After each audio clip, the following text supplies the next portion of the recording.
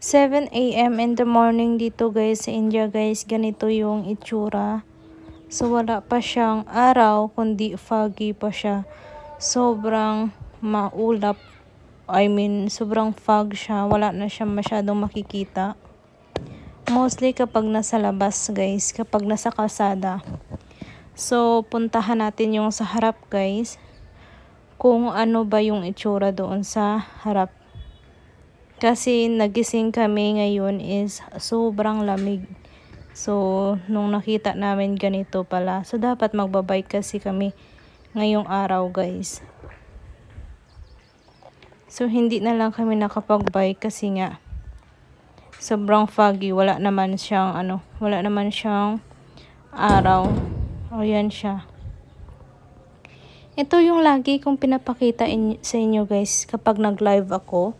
Dito yun yan sa likod ng aming bahay, sa balkonahe.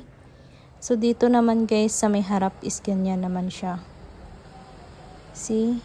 Sobrang mafoggy siya. Wala ka na masyadong makita. Puro puti na lang. Ayan.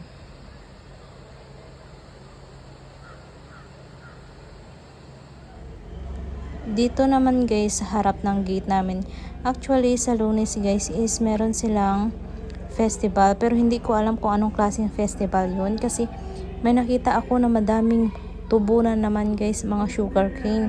Nabibenta sila. Siguro related yun sa tubo. Hindi ko alam lang ha, hindi ko lang sure. Tapos ito naman yung dinadaanan namin pag nagbabike kami. Ayan yung daan guys. So dapat nakailaw ka din. Kapag nagmotor ka guys is dapat magpailaw ka. Kasi hindi pa masyadong kita din yung kalsada. Ayan.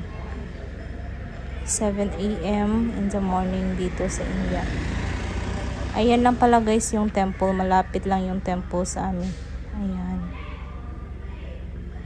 Hindi pa nga nila pinapatay yung mga street light.